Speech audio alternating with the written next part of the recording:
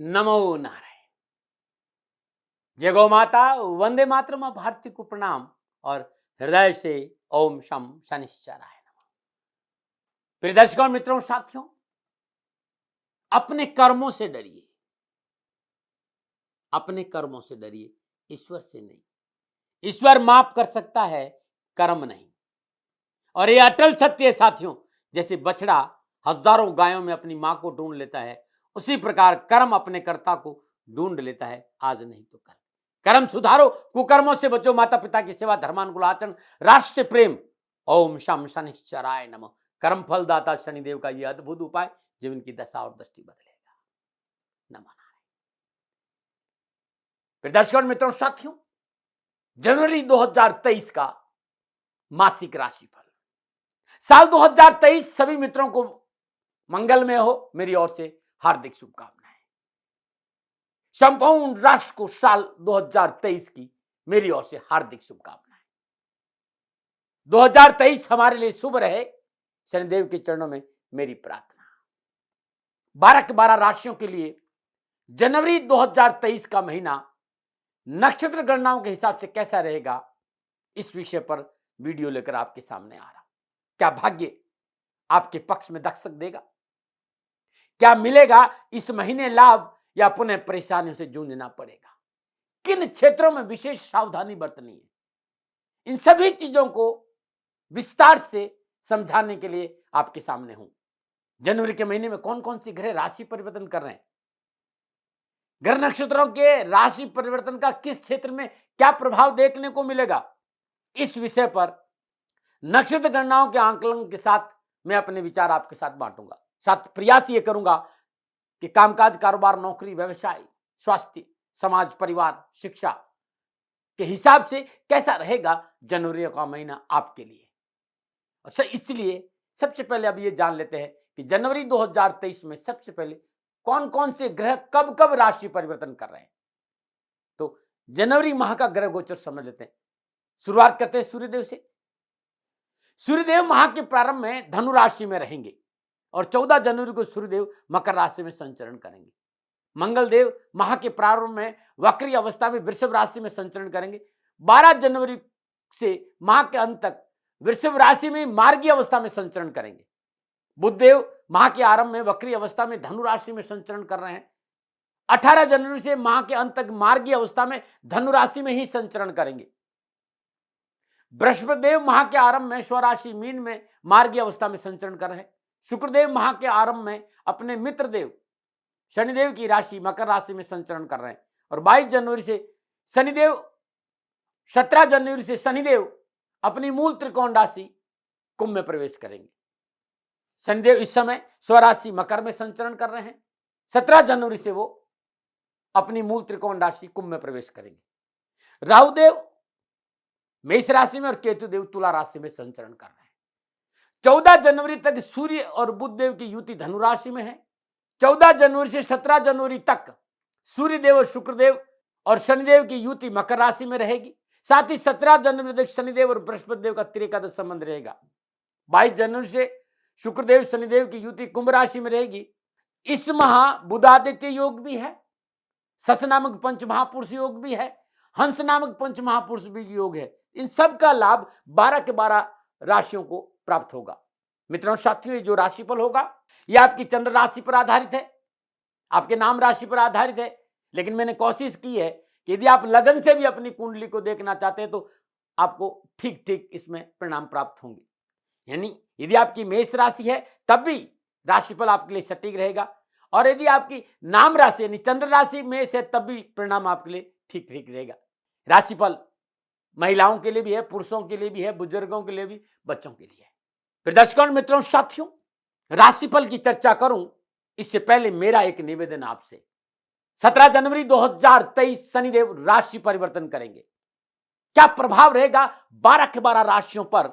यह वीडियो गुरु मंत्र विद्यार्थी महाराज पर बहुत जल्दी आपके सामने होगा, जरूर देखें। कर्म फलदाता शनि साथी और ढैया में आपको क्या फल प्रदान करेंगे, जीवन का अनुभव लेकर आपके सामने आ रहा हूं। शनिदेव और 12 राशियां, जरूर देखें वीडियो, आपको लाभ मिलेगा। और निवेदन मेरा, तो दवा है शिव देवादिदेव शनिदेव। और है समस्या आपके पास तो समाधान है शनिदेव। 21 जनवरी 2023 शनि अमावस्या महोत्सव श्री शनिधाम शनि तीर्थ क्षेत्र असोला फतेहपुर बेरी में आपका स्वागत है। करिए शनि भगवान के दर्शन, पूजन, तेलाभिषेक, जीवन की सभी कष्टों से छुटकारा। श्री शनिधाम शनि तीर्थ क्षेत्र असोला फतेहपुर बेरी दिल्ली में जो छतरपुर मेट्रो स्टेशन है उससे 4 किलोमीटर आगे है। मित्रों और साथियों, अद्भुत तीर्थ क्षेत्र है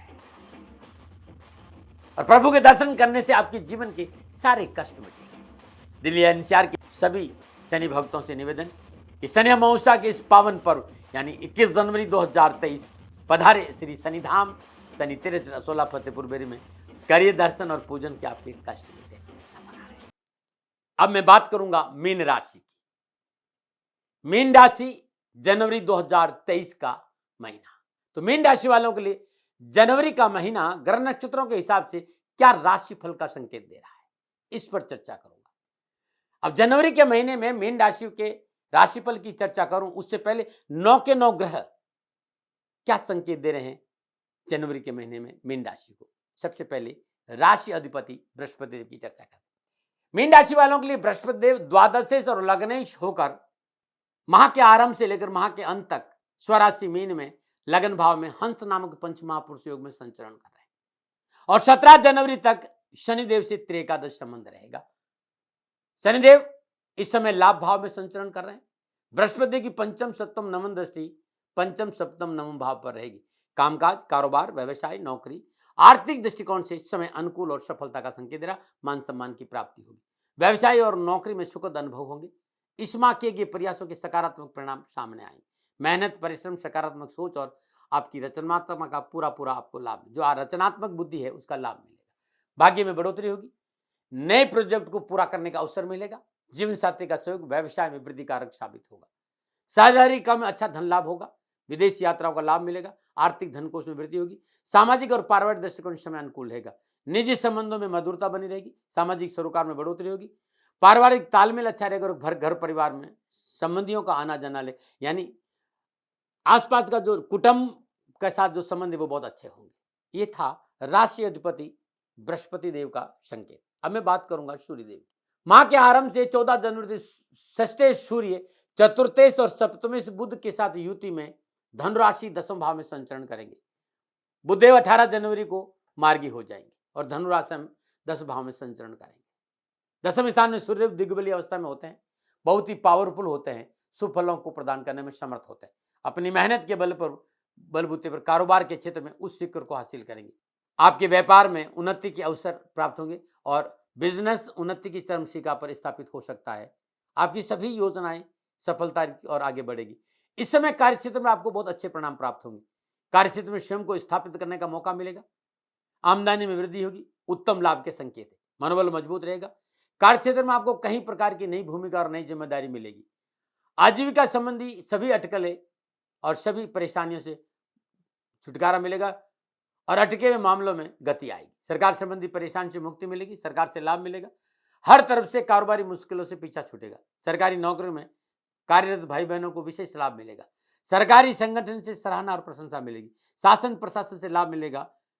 नौकरी में आय स्रोतों का लाभ मिलेगा और नौकरी में कार्यरत भाई बहनों को पदोन्नति और पुरस्कार भी मिल सकता है। 14 जनवरी को षष्ठेश सूर्य मकर राशि 11वें भाव में संचरण करेंगे। एकादश स्थान में सूर्य की उपस्थिति व्यवसाय विस्तार का पूर्ण अवसर देगी।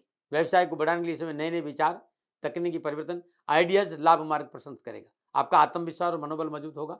कर्जे से मुक्ति मिलेगी। साहस और उत्साह में वृद्धि होगी। नई मल्टीनेशनल कंपनियों के साथ लाभदायक संबंध बनेगी।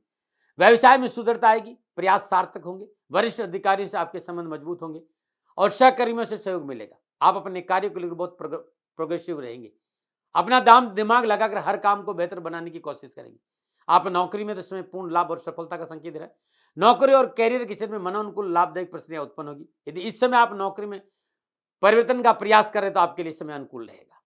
बात करते हैं मंगलदेव की। मंगलदेव द्वितीय से और 9वें से होकर माह के प्रारंभ में वक्री अवस्था में वृषभ राशि तीसरे भाव में संचरण करें और 12 जनवरी को मार्गी हो जाएंगे और वृषभ राशि में ही मार्गी अवस्था में संचरण करें। मंगलदेव की चतुर्थ, सप्तम और अष्टम दशा 6, 9वें और 10वें भाव में रहेगी। कामकाज, कारोबार, व्यापार, आर्थिक दृष्टिकोण से मीन राशि वाले मंगल का देव का तृतीय भाव में गोचर अच्छा संकेत दे रहा है। व्यवसायिक योजनाएं मनोनुकूल सफल होगी, किए गए प्रयासों की सराहना होगी, मनोनुकूल यात्राओं का योग है।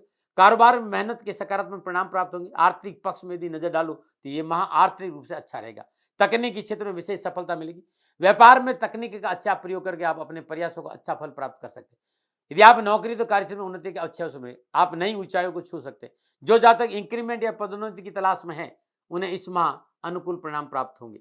साथ ही नई नौकरी की तलाश कर रहे जातकों को सफलता मिलेगी। बात शुक्रदेव की करते हैं। माह के आरंभ में मीन राशि वालों के लिए शुक्रदेव तृतीय और अष्टमें होकर मकर राशि 11वें भाव में गोचर करेंगे। मीन राशि वालों 14 जनवरी से 17 जनवरी शुक्रदेव षष्ठे सूर्य, एकादशी और द्वादश शनि के साथ युति संबंध में मकर राशि 11वें भाव में संचरण करेंगे। 11वें भाव में विराजमान शुक्रदेव सूर्यदेव शनिदेव की सप्तम दृष्टि पंचम भाव है। कामकाज, कारोबार, नौकरी और व्यवसाय के दृष्टिकोण से, शिक्षा के दृष्टिकोण से मीन राशि वालों के लिए यह समय लाभ और सफलता का अच्छा अवसर दे रहा है। जीवन में लाभदायक अवसर मिलेंगे। कामकाज, कारोबार, व्यापार से संबंधित पिछली समस्याओं से राहत मिलेगी।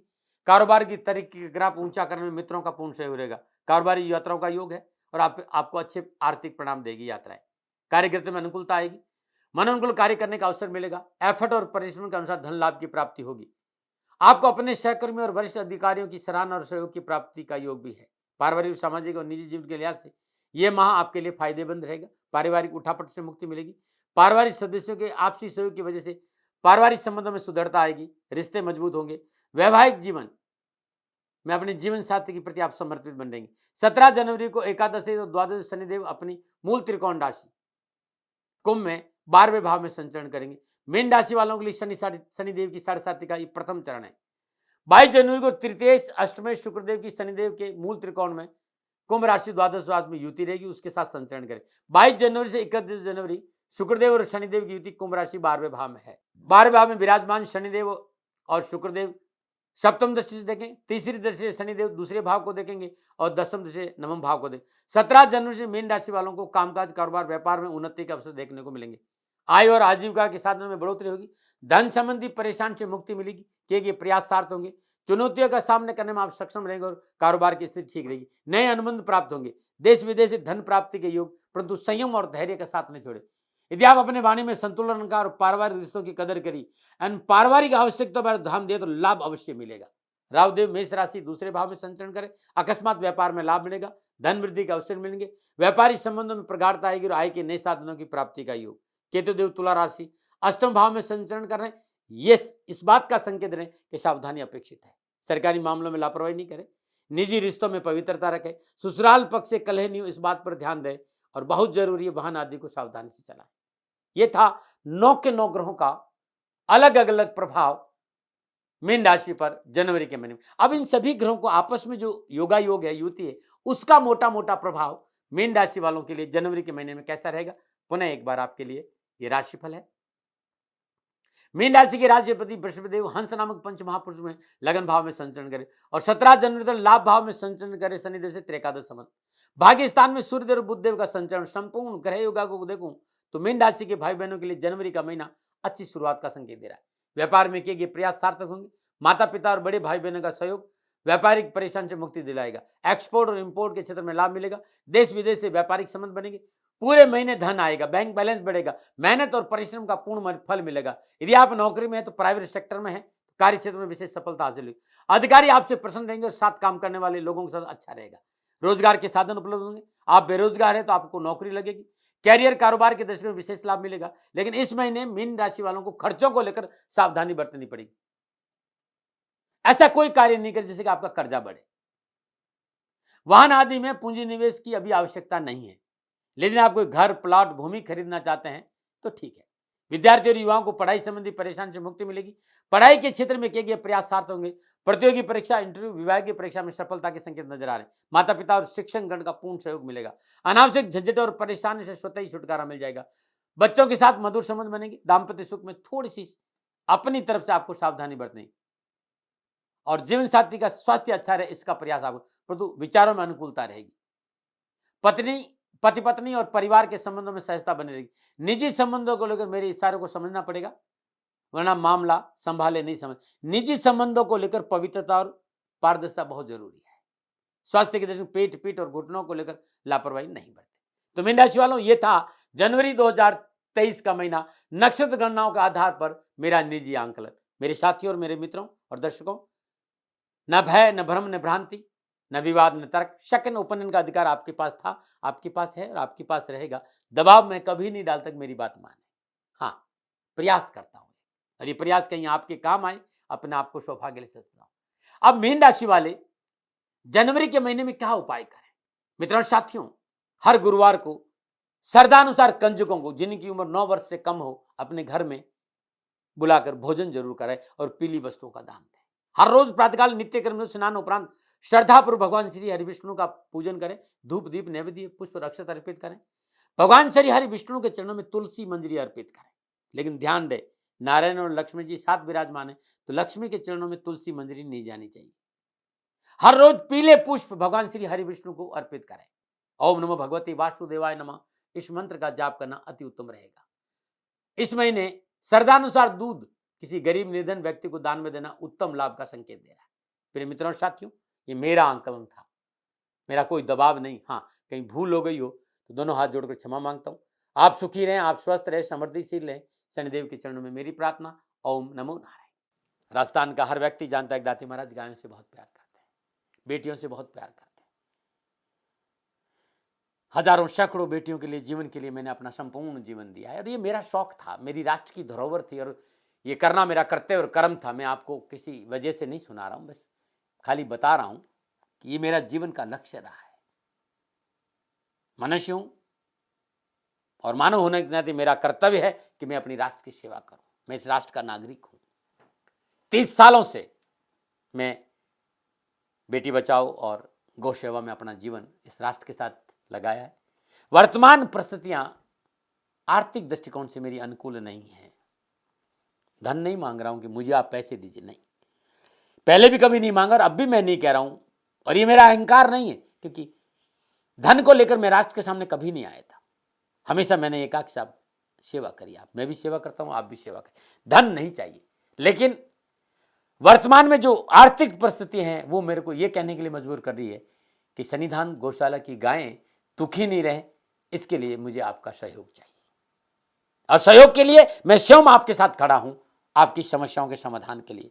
भाई, आप अपनी जन्म कुंडली का अवलोकन कराना चाहते हैं, आप अपनी जन्म कुंडली बनाना चाहते हैं, आपको बहुत सी चीजों की जानकारी चाहिए, तो मैं आपके साथ खड़ा रहूंगा, पूरे साल खड़ा रहूंगा, जब तक जीऊंगा तब तक खड़ा रहूंगा। नंबर आ रहा है, इन नंबरों पर संपर्क करिए, आप मेरे से बात करिए, लेकिन इसकी एवज में गायों के लिए चारे की व्यवस्था कर लीजिए।